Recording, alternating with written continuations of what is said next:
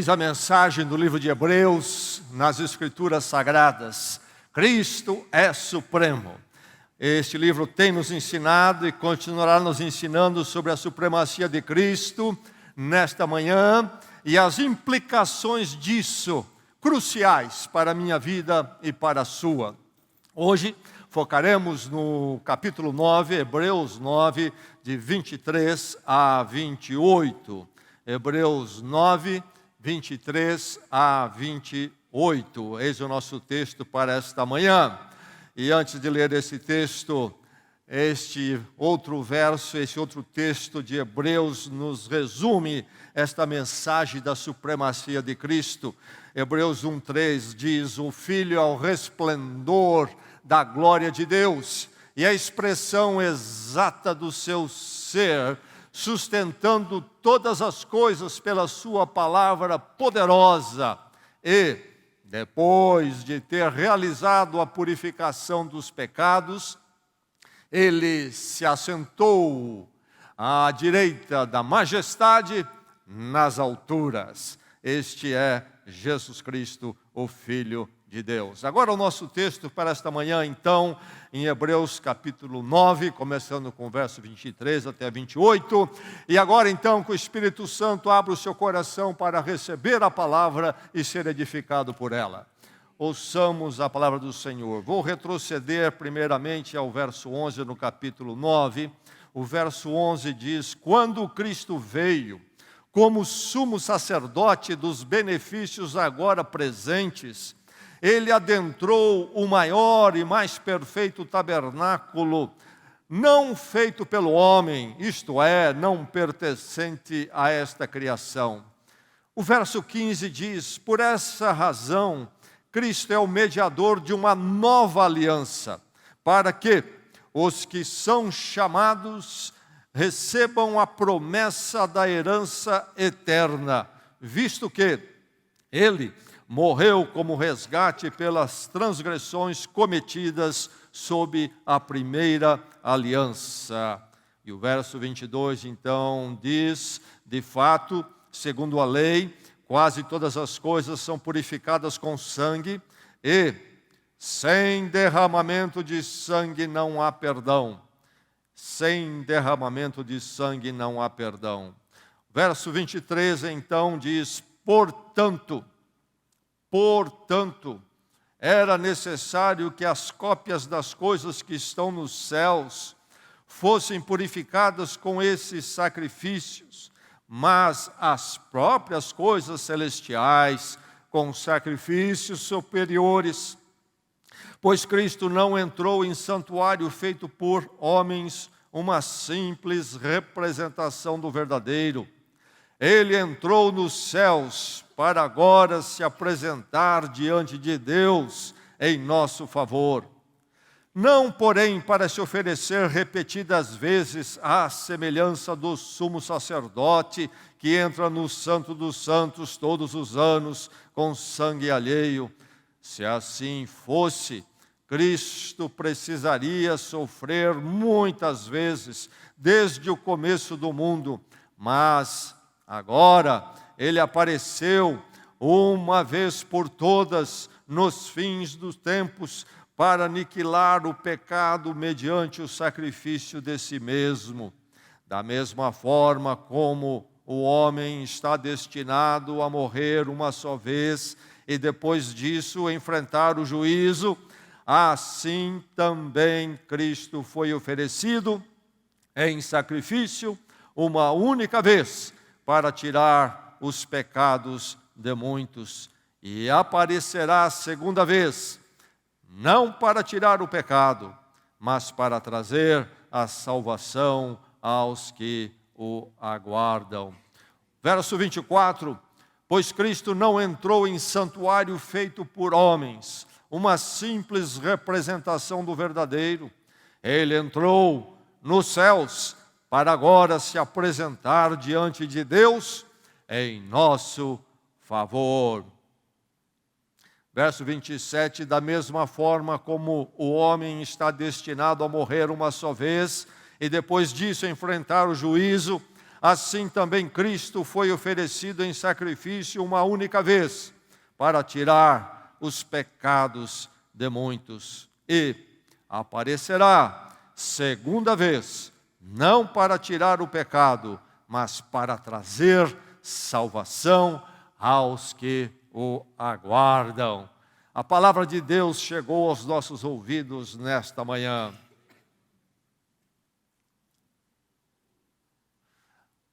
Adentrar é um exercício comum a todos nós e, em geral, um exercício necessário.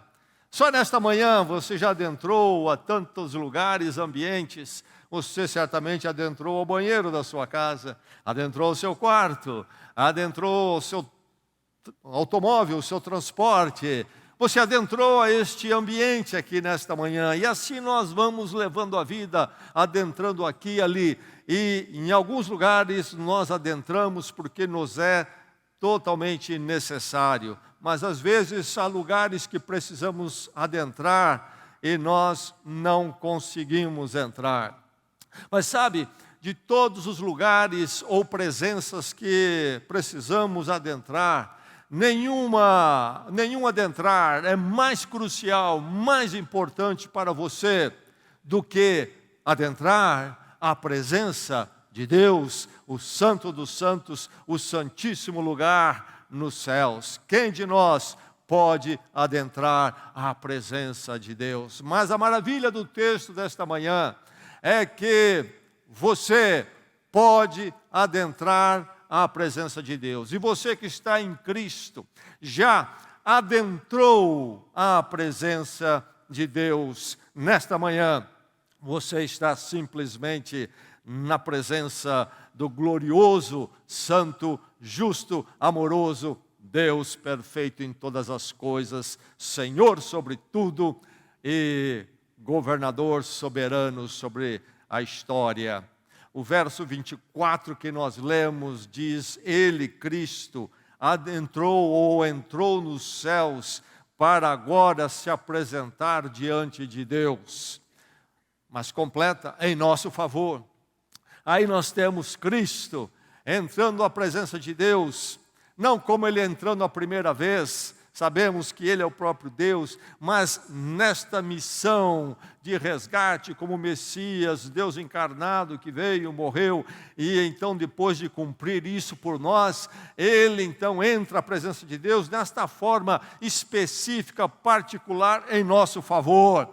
Eis a grande mensagem: o que o ser humano não faz para tentar entrar na presença de Deus. Não é isto o que move todas as religiões nas suas muitas formas, em geral, pensando em Deus, crendo num Deus, algumas até colocando uma outra dimensão ou figura para aquilo que é transcendente, eterno, tentando então responder ao espírito humano, e todas elas tentam indicar um modo de se adentrar à presença de Deus, sempre um processual, sempre algo a se fazer, e a se fazer, e a se fazer, e nunca se sabe quando realmente se chegou lá, ou como pode se chegar plenamente à presença de Deus. Mas diz aqui o texto, que Cristo entrou nos céus para se apresentar diante de Deus em nosso favor.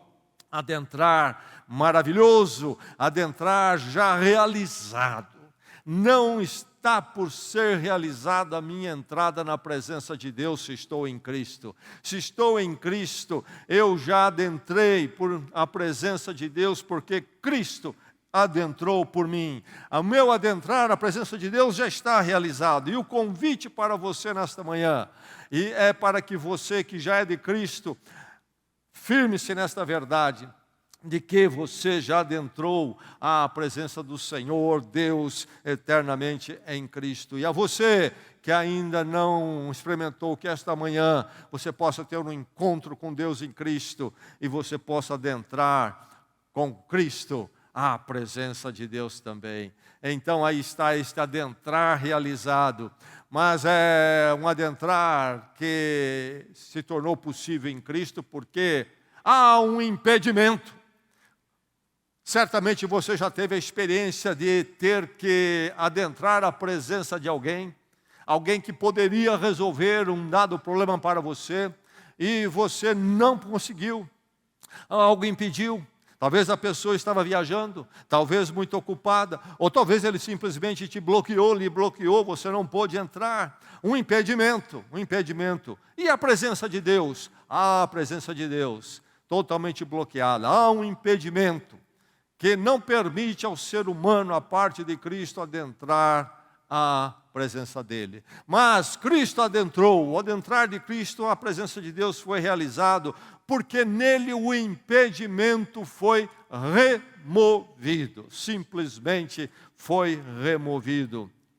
Que impedimento é esse? Como foi removido? Diz aqui o verso 26, agora ele apareceu uma vez por todas no fim dos tempos para aniquilar o pecado, mediante o sacrifício de si mesmo. Verso 26, para aniquilar o pecado mediante o sacrifício de si mesmo. Qual é o impedimento? Está claro, é óbvio, aquilo que as Escrituras chamam de pecado. Há algumas palavras para pecado nas Escrituras, esta aqui em particular muito usada, é uma ideia literal de como se um flecheiro estivesse lançando flechas naqueles dias, naquela época, e ele errava o alvo, a flecha não acertava o alvo. Então, esta é a ideia, errar o alvo. Todos nós erramos o alvo. Qual o alvo? Desfazer a vontade de Deus. Todo ser humano, em alguma medida, está rompido com Deus, busca seus próprios caminhos, os caminhos que a cultura coloca, os caminhos dos interesses da vida. E aí, então, todo tipo de ação, pensamento adentra o ser humano e o torna, então, rompido com Deus, torna todo ser humano condenável diante de Deus. Não pode entrar na presença de Deus. Como poderia nós, pecadores, adentrarmos a presença de um Deus que é simplesmente perfeito em santidade? E como poderíamos então, nós pecadores, adentrarmos a presença de Deus que é perfeito em justiça? Em justiça. Não poderíamos. O pecado é um fato que está aí.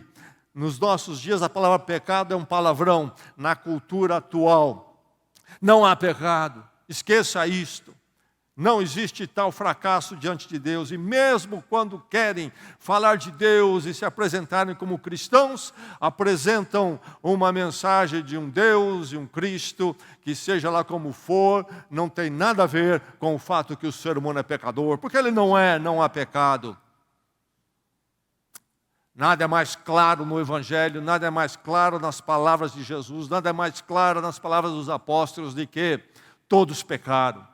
Todos são fracassados diante de Deus. O impedimento está aí diante de todo ser humano, mas também está diante de nós a verdade de que esse impedimento em Cristo foi removido para aniquilar o pecado mediante o sacrifício de si mesmo. Grande verdade, o impedimento foi removido. Diz no verso 27, ele foi oferecido em sacrifício uma única vez para tirar os pecados de muitos. Ele foi oferecido em sacrifício para tirar os pecados, não de todos, de muitos, de muitos. Nós lembramos o verso 3 do capítulo 1 nesta manhã mais uma vez, que diz que o Filho é a expressão da glória de Deus, da presença da pessoa de Deus, e lá diz então, depois de ter feito a purificação dos pecados, assentou-se a majestade, à direita da majestade. Cristo adentra a presença de Deus, por isso eu posso adentrar, porque Ele removeu o impedimento. Quando na cruz, Ele se deu em sacrifício, e toda a culpa minha, todo o meu fracasso meu e seu, caiu sobre Ele. Aí o pecado foi removido, porque o Deus Santo e Justo, Ele mesmo tomou sobre Ele o cumprir da sua justiça por mim e por você. para que pudéssemos adentrar na presença de Deus, mas somente através de Jesus Cristo. Ele remove, então, o impedimento. 7 séculos antes de Cristo, o profeta Isaías cantou esta verdade. Isaías 53, 5 e 6 diz o quê? Mas ele foi traspassado por causa das nossas transgressões, foi esmagado por causa das nossas iniquidades. O castigo que nos trouxe a paz estava sobre ele, e pelas suas pisaduras, pelas suas feridas, fomos curados. Todos nós, tal qual ovelhas, nos desviamos, cada um de nós se voltou para o seu próprio caminho, e o Senhor fez cair sobre ele a iniquidade de todos nós. O ser humano tem um problema sério que se chama pecado. Ele está rompido com Deus. Esta é a razão porque o ser humano não gira redondo. Ele não está bem por fora e por dentro. E quanto mais afluentes ficamos do ponto de vista econômico, tecnológico, pior fica. Pior fica. Os dramas emocionais do ser humano, e chamados de doença mental, estão crescendo assustadoramente. O número de suicídio, o consumo de drogas. O ser humano não está bem. Há um problema, qual é o problema? E aí você vai ouvir dos conhecimentos humanos e ciências humanas uma porção de respostas. É um problema financeiro, é um problema educacional e daí por diante. O problema é que está impedido de estar com Deus.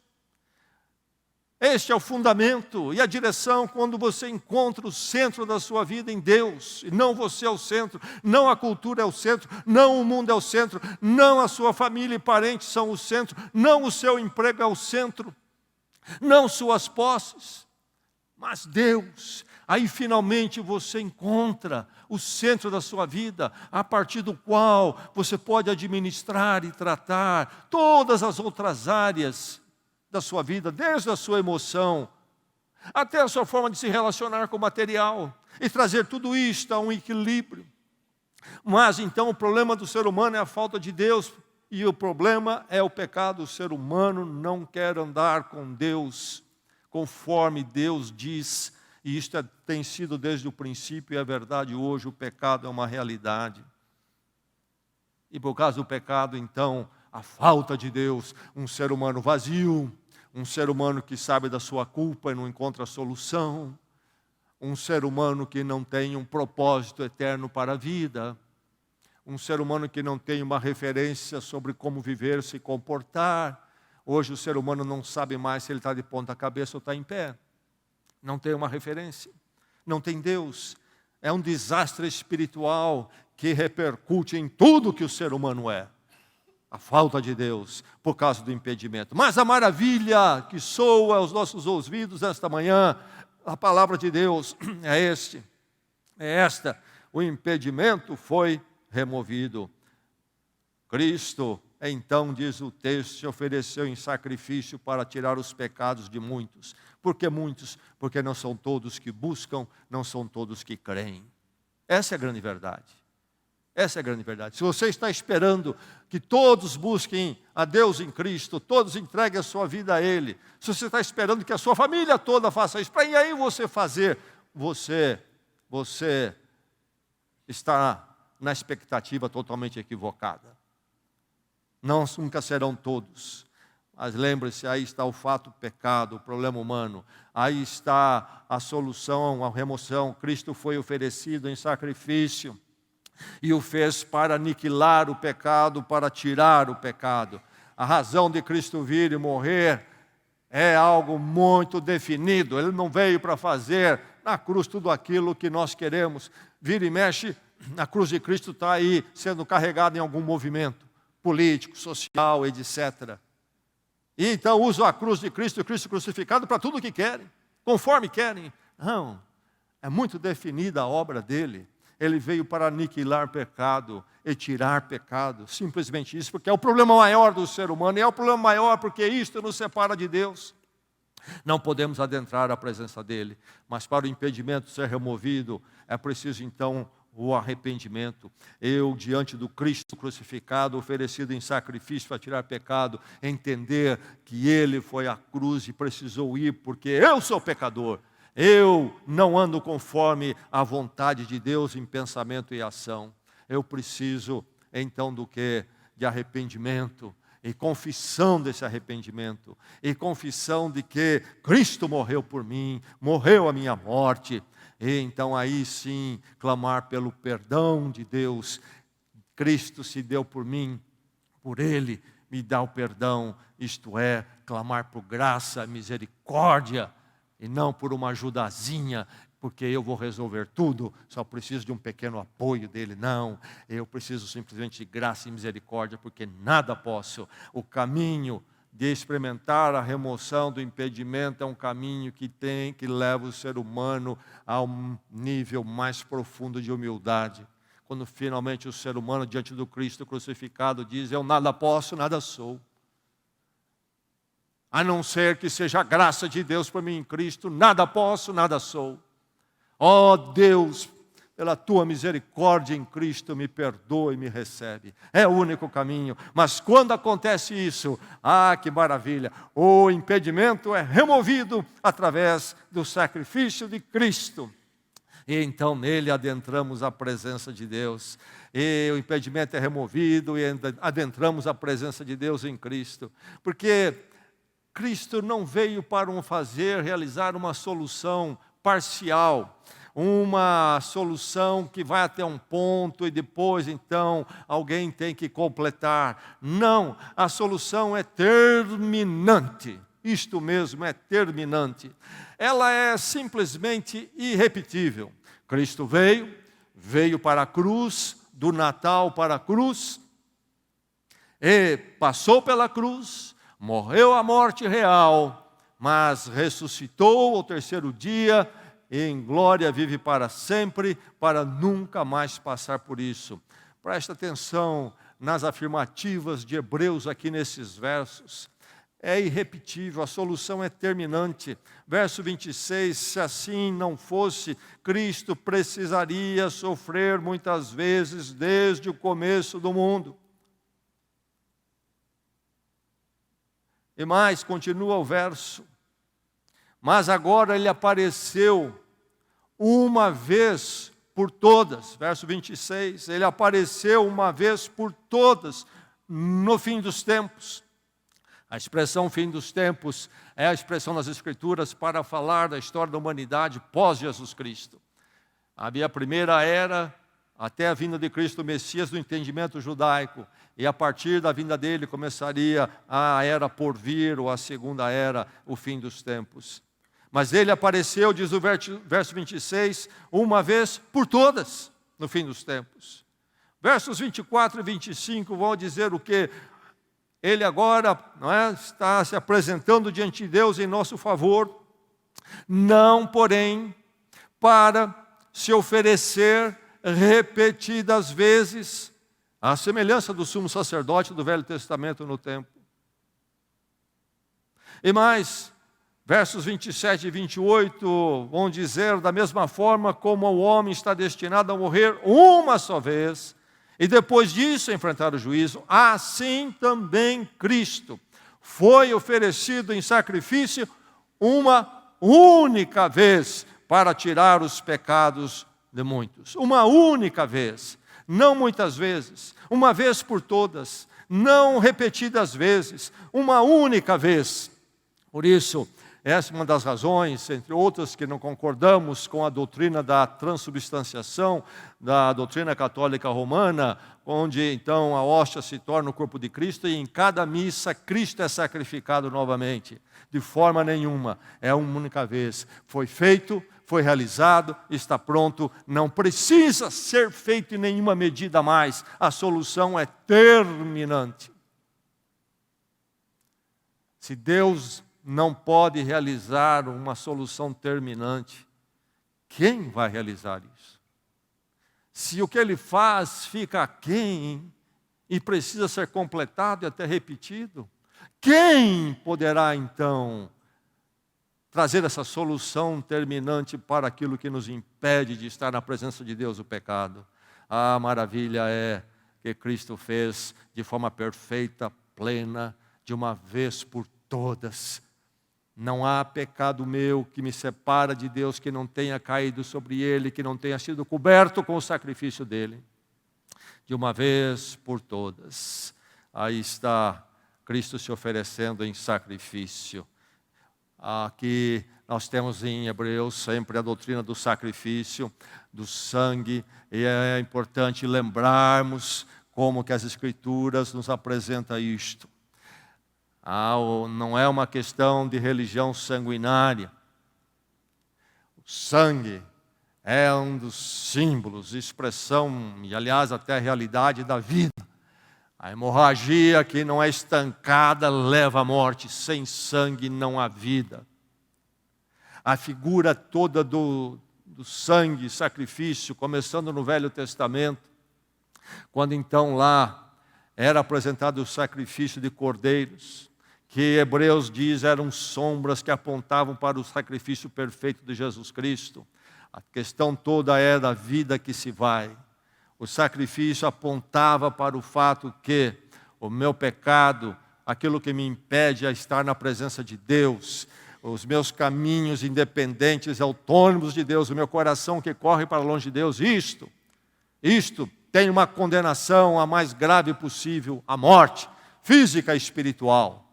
Distância de Deus, separação de Deus para toda a eternidade. Morte espiritual, além da física. Então, o sacrifício dos animais era o quê? Não era algo místico.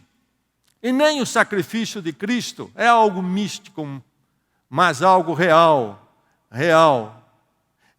E o sacrifício dos animais, antes dele, eram apenas simbólicos. Era um simbolismo. O que pode Cristo fazer por mim? O sangue de Cristo.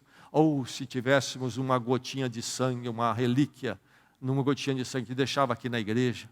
E aí então, de vez em quando, a gente podia tocar as pessoas com isso. Pronto, tudo resolvido.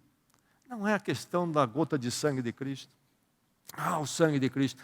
E quanto de sangue de Cristo seria preciso? Cristo precisa verter quanto de sangue? 1 litro, 2 litros? Não é isso, é a morte dele, é o pecado que leva à morte, e é a morte que era nossa, a condenação eterna de Deus, caiu sobre ele, e os sacrifícios dos animais no templo, pelo sumo sacerdote e sacerdotes, eram símbolos, sombras do sacrifício perfeito que Cristo faria de uma vez por todas, para nunca mais repetir. É muito mais precisarmos do sacrifício de animais, porque veio o real, verdadeiro Cristo, morreu a nossa morte. Aí está então esta solução terminante. Você vai encontrar religiões praticando sacrifício de animais até hoje, como por exemplo Umbanda. Mas não tem nada a ver com um sacrifício vicário, substitutivo. Cristo morreu a minha morte. Os animais são sacrificados na Umbanda como uma oferta, um presente para os orixás. Cristo não é uma oferta a Deus na sua morte. É sim a mediação do justo pelos pecadores. Deus diz, inclusive, no Velho Testamento, que Ele não precisa de sacrifícios de animais. Os animais todos da terra são dele. A questão é a morte que está diante de nós e que somente então o sacrifício vicário de Cristo pode nos libertar desta pena, porque Ele já cumpriu nele. E também na Umbanda um conceito do sacrifício de animais é que no sangue a energia, a vida. E então quando se sacrifica, ela se espalha para os orixás, essa energia da vida para os orixás e para os participantes. Então não tem nada a ver com a questão do pecado e da substituição e de ter sido cumprido em Cristo uma vez por todas para não mais ser praticado em alguma forma.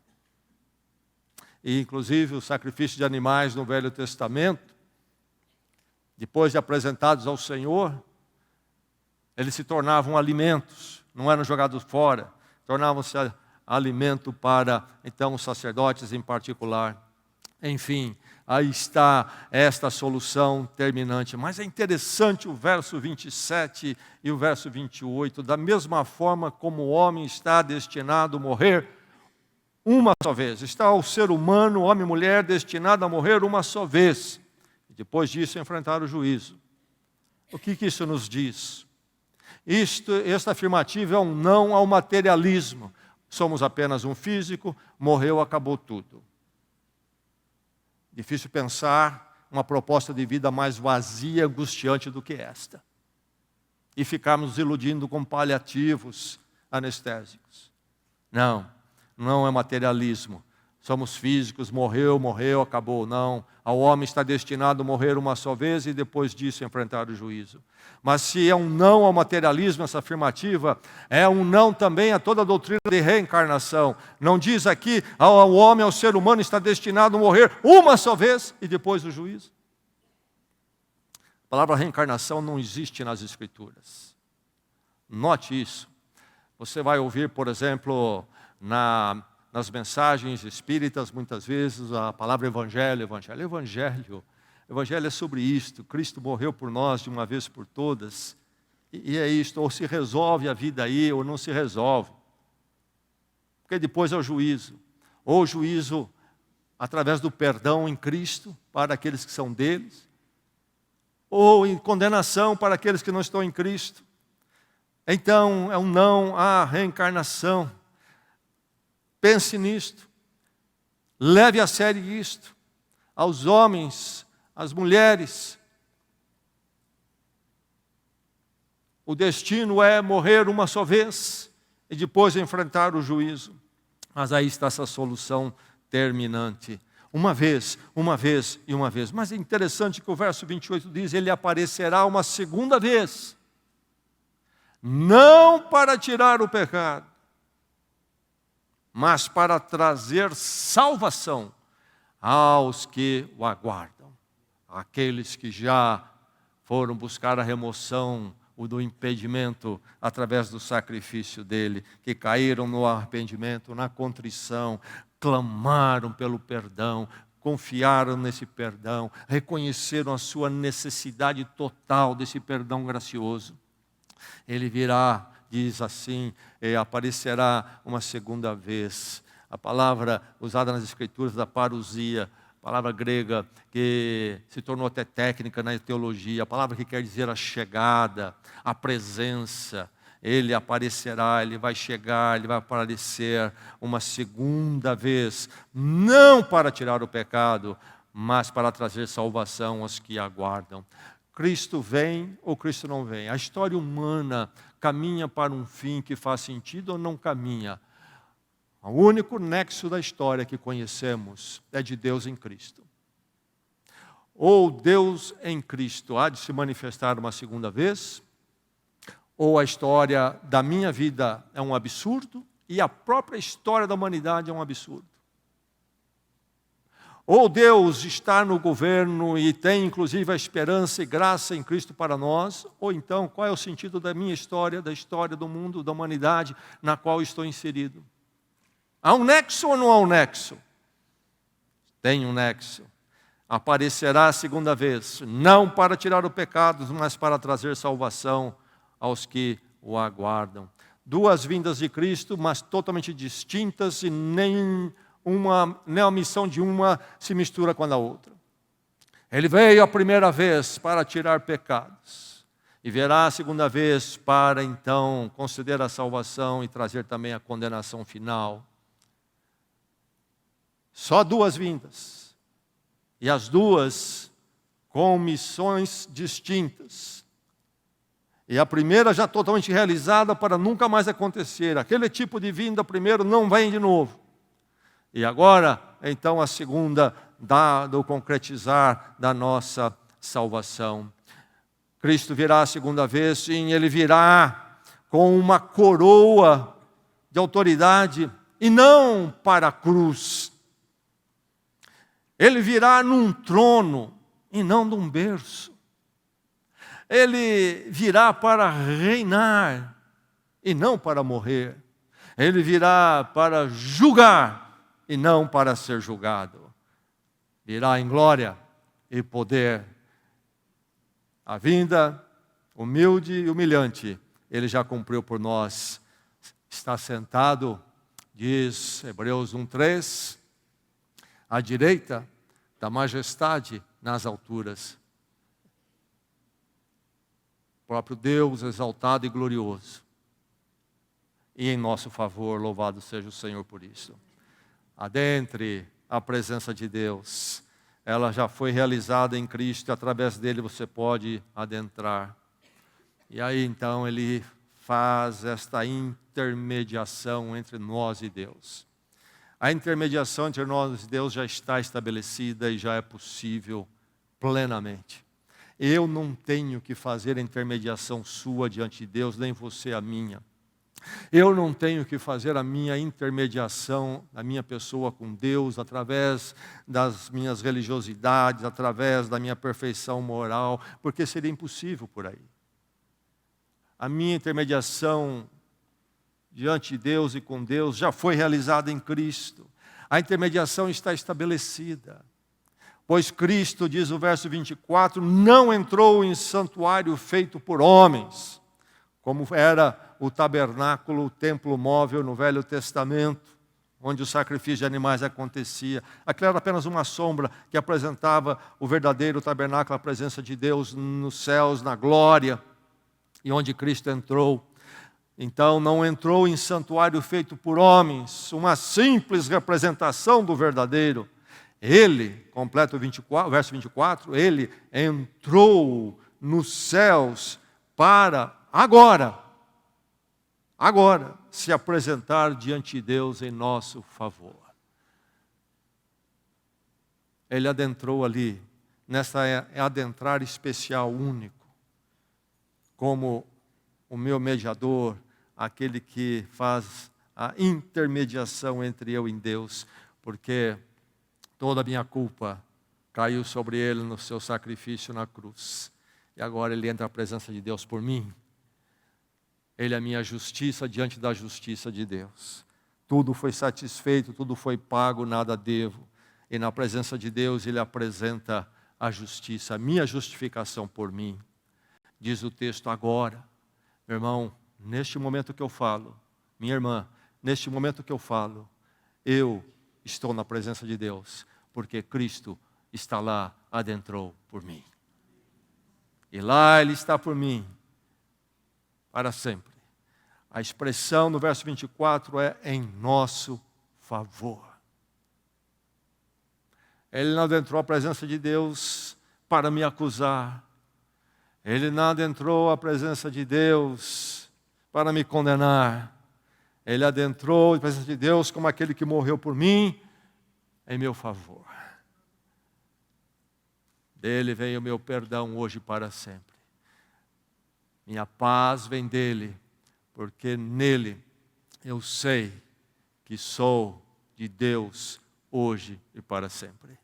Ele está diante de Deus para mim. Cristo removeu o impedimento do seu pecado e culpa na ação terminante da cruz, adentrando a presença de Deus como seu intermediador definitivo. Esta é a obra de Deus perfeita e completa em Cristo, da forma que só Ele podia fazer e fez. Louvado seja Deus. Vamos orar. Vamos à presença do Senhor.